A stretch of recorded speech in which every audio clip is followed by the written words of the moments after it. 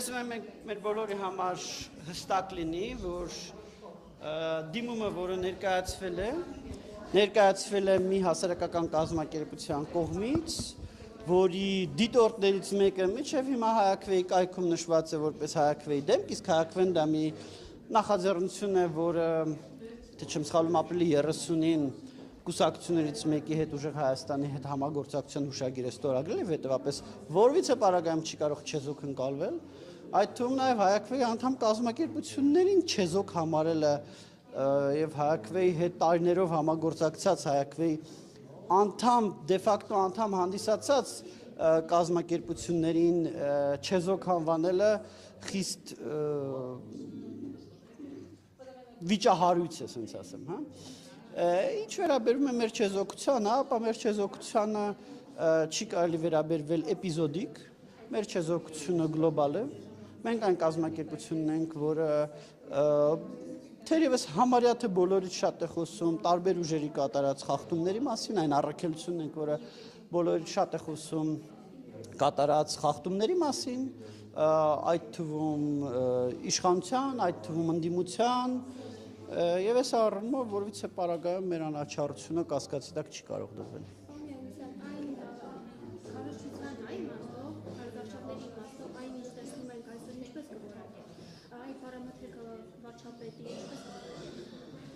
Վատ անկախ դիտորդ դաշինքը այժմ դիմում են պատրաստում կոռուպցիայի կանխարգելման հանձնաժողով, որպեսզի կոռուպցիայի կանխարգելման հանձնաժողովը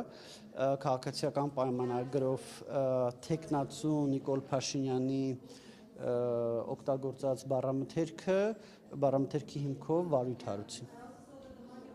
Այսինքն մտավախություն չունեք, որ Փաշինյանը նույն բառապաշարով զրուցում է նաև նախարարների հետ միգուցե։ Դա իր եւ նախարարների խնդիրն է։ Այ կանանց նկատմամբ այս բռնությունները ինչպես կորակեք։ Որևիցե բռնություն բացասական կբովորակեմ։ Մեկ նախադասությամբ ցանկացած բռնություն բացասաբար կորակեմ, ինչ վերաբերում է երեկվա իրադարձություններից Արթուր Օսիպյանի հետ կապված իրադարձությանը, ապա համարում ենք, որ իր նկատմամբ քրեական հետապնդումը ամբողջությամբ անտեղի է, ինքը եկել էր վարչապետին քննադատական խոսք հղելու, որին ի պատասխան ստացել է արժանապատվությունը նսեմացնող արտահայտություններ, ինչը ամբողջությամբ անընդունելի է եւ նաեւ իր նկատմամբ քրեական հետապնդումը մեր գնահատմամբ ամբողջությամբ անհիմն է։ Մենք նաեւ հիմա քննարկում ենք թե ինչ process-ներ ենք սկսելու ուրեմն կապված ինքնասպանություն գործած անձի այդ դեպքով, բայց ոչ թե ինքնասպանության մասով, ինքնասպանությունը դա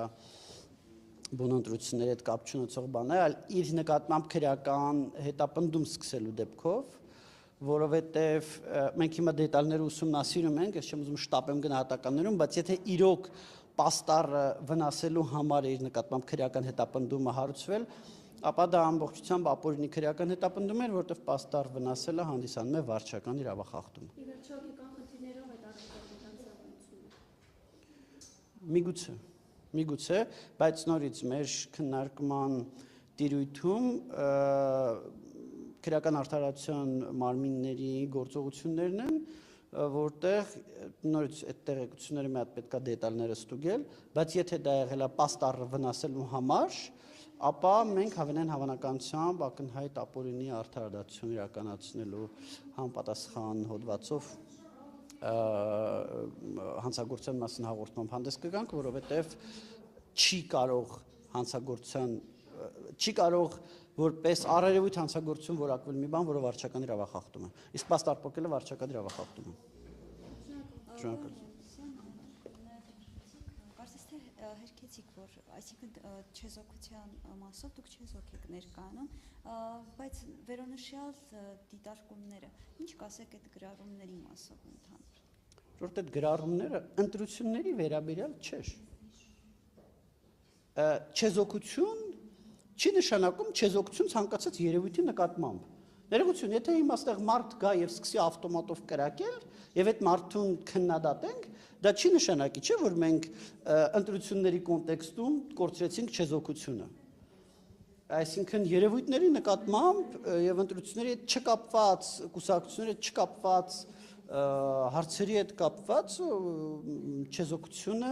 պարտադիր չի, պարտադիր է չեզոք լինել ընտրություններին մասնակցող սուբյեկտների նկատմամբ եւ այդ սուբյեկտներին տալ այնպիսի եւ այդ սուբյեկտների գործողություններին տալ գնահատականները անկախ նրանից թե ով է դա անում, հա, այսինքն երբ որ X արարքն է արվում, արդյոք մեր համար տարբերություն կա թե X արարքը որ ուժը արեց, թե չկա, այսպես պետք է գնահատվի մեր չեզոքությունը։ Երբ որ այդ X արարքը անում է այս կամ այն ուժը մեր համար, մեր գործողություններում դուք տարբերություն տեսնում եք, կա ինչ-որ մի դեպք, որ մենք նույն արարքի համար մի ուժի նկատմամբ մի ռեակցիա տանք, մյուս ուժի նկատմամբ ուրիշ ռեակցիա տանք։ Չկա։ Նորից եմ ասում, եթե ձեր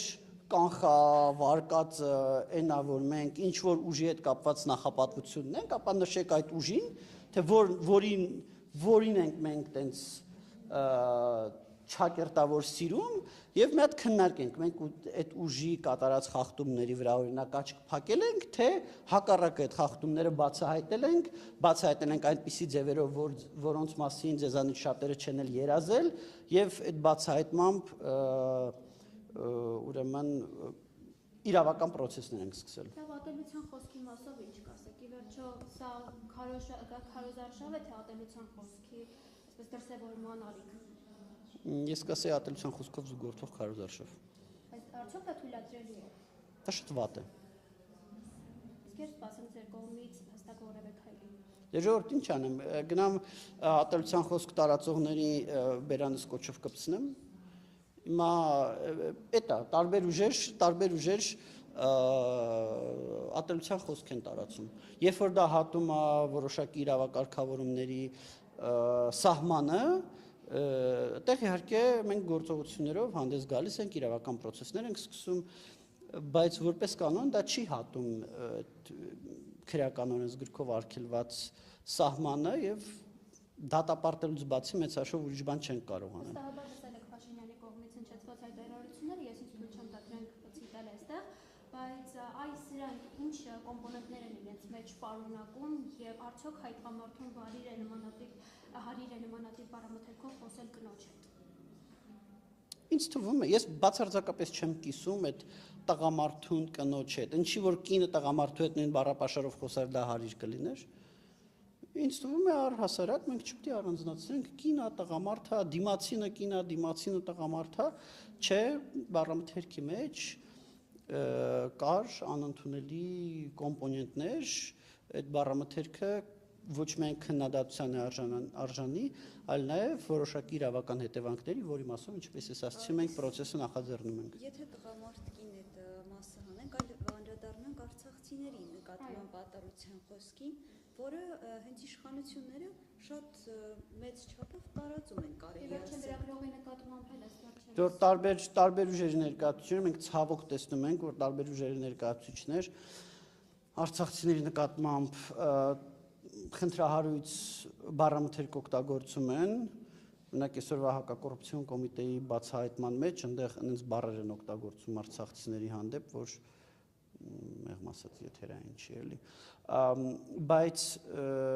եւ մենք նաեւ տեսնում ենք, որ որոշ ուժեր կան, որոնք որ դրան նպաստում են, օրինակ այդ իբր արցախցիների այդ իբր ահաբեկչական խումբը, հա որ սկի զենք բռնելու ձևից հասկանում ես, որ առանձնապես զենք բռնել չգիտեն, երևի զենքից կյանքում չեն կրակել, զենք բռնելու ամենահասարակ կանոններին չեն տիրապետում, էլի, բայց եւ այտենց արցախյան բարբարով ինչ որ բան են անում, դա ակնհայտ օրինակ կեղծ դրոշով օպերացիա է, որը իրականացրել են իմ կարծիքով Ռուսաստանի Դաշնությունում, որպիսի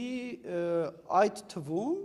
ապահովության բացակայության զգացում ստեղծեն եւ արցախցի հայաստանցի լարումը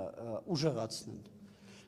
եւ այս առումով սա եւս պրոբլեմատիկ է եւ իմ հորդորը բոլորին այն որ այդ վիդեոյում խոսում են արցախյան բարբարով որևիցե առումով չպրոյեկտել արցախցիների վրա արցախցիները դա նորից եմ ասում իմ համոզմամբ հատուկ է արված, որպեսզի արցախցի հայաստանցի լարումը տենց ասում եմ կրակի վրա յուղ լցվի։ Զսպիչ օղակներ տեսնում եք այստեղ։ Ըստ էության զսպիչ օղակներ պետք է լինեն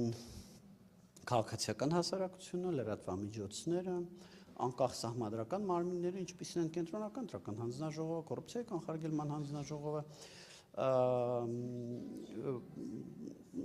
երբեմն արդարադատական համակարգերը, բայց մենք հաճախ տեսնում ենք, որ զսպիչ օղակները պատշաճ չեն կատարում իրենց գործառույթները։ Չէ, ես չէի շտապի ասել, որ առհասարակ չեն կատարում։ Ես հիշում եմ երբ էր անցած ամառ կարծեմ, եթե չեմ սխալվում, անցած ամառ, երբ որ վարչապետ Փաշինյանը կրկին անհրաժեշտ բառապաշար էր օգտագործել, կոռուպցիայի կանխարգելման հանձնաժողովը իր գործառույթները կատարեց, համապատասխան վարչարարություն իրականացրեց եւ այս առումով ես չէի շտապի ասել, որ ընդհանրապես չեն կատարում։ Կատարում են, բայց վատ։ Որոշ մարմիններ վատ, որոշ մարմիններ նորմալ, որոշ մարմիններ լավ, բայց հա, այստեղ մենք առերևույթ խնդիր ունենք, իհարկե։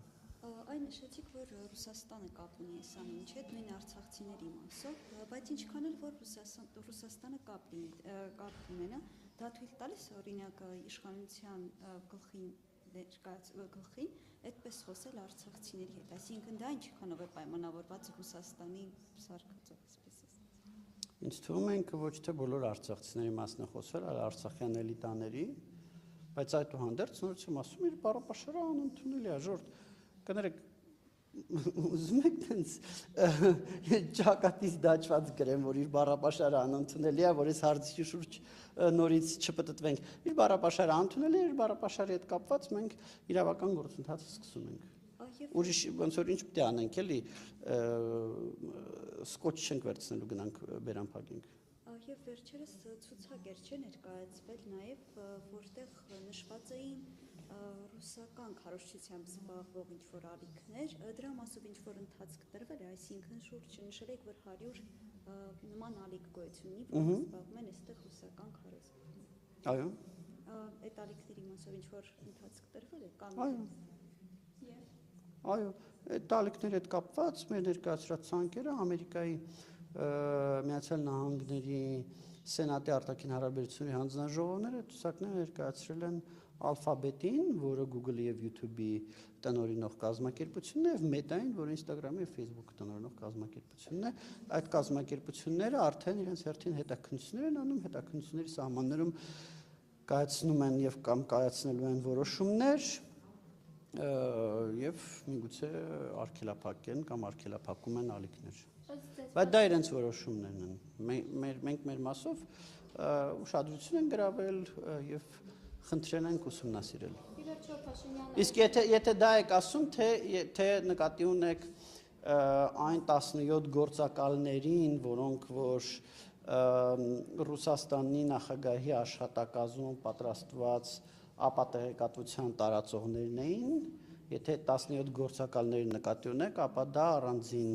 հետաքրքիր կես է, որով մենք զբաղվելու ենք, գործակալը դա իմ բառամթերքը չի, դա իրանց հաշվետվության մեջ, որը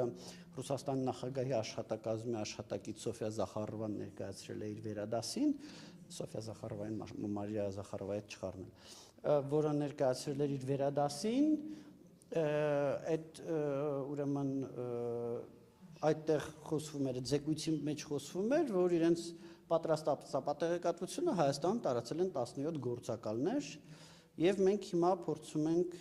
իդենտիֆիկացնել, թե ովքեր են այդ գործակալ լրատվամիջոցները։ Լրատվամիջոցներ եւ կարծիքի առաջատարներ։ Եվ բնականաբար, երբ որ իդենտիֆիկացնենք, իրենց անուններն էլ ներկայացնելու ենք Meta-ին եւ Alphabet-ին։ Ինչու է Փաշինյանը Արցախ, Արարատ բառեր եղա հատուկ անունները լսելիս նման ճղատությունների մեջ ընկնում։ Իրան հարցրուկ։ Բայց արդյոք ինչպես կբնորոշեք այս էմոցիոնալ պոռթկումները։ Էմոցիոնալ պոռթկումները տարբեր իրավիճակներում են լինում, ես ոչ հոգեբանեմ, ոչ էլ մտադիր եմ գնահատական տալ, այդ ամեն ինչը ենթակա է գնահատականի Հայաստանի քաղաքացիների կողմից հունիսի 7-ին։ Թող գնահատական տան այդ թվում էմոցիոնալ պորտկումներին, այդ թվում այս կամ այն արտահայտության, այս կամ այն կերպ արձագանքելուն։ Ալիևի հետ ինքը նմանատիպ բառապաշարով կարող է խոսել, թե միայն իր բառը օգտագործում դուխով, այդ դուխով խոսում է միայն Հայաստանի Հանրապետության քաղաքացիների նկատմամբ։ Ինչպիսի պատասխան եք ակնկալում այս հարցին։ Կարծիքն է հետաքրքիր։ Իսկ ես հիմա այդ հարցին որ պատասխանեմ, հասկանում եք, չէ՞ որ դա լինելու է դիտորդի չեզոքության խախտում։ Նորից եմ ասում, ընտրողները թող գնահատական տան ամեն ինչին, թող գնահատական տան նրան, թե ինչպես է ինքը խոսում այս կամ այն անձի հետ, թող գնահատական տան ինչպես է ինքը խոսում Ալիևի հետ կամ չգիտեմ Կամբոջայի վարչապետի հետ։ Դա ընտրողների գնահատման հարցն է, դա դիտորդական առաքելության մանդատի հարց չի։ Ես եմ շնորհակալ։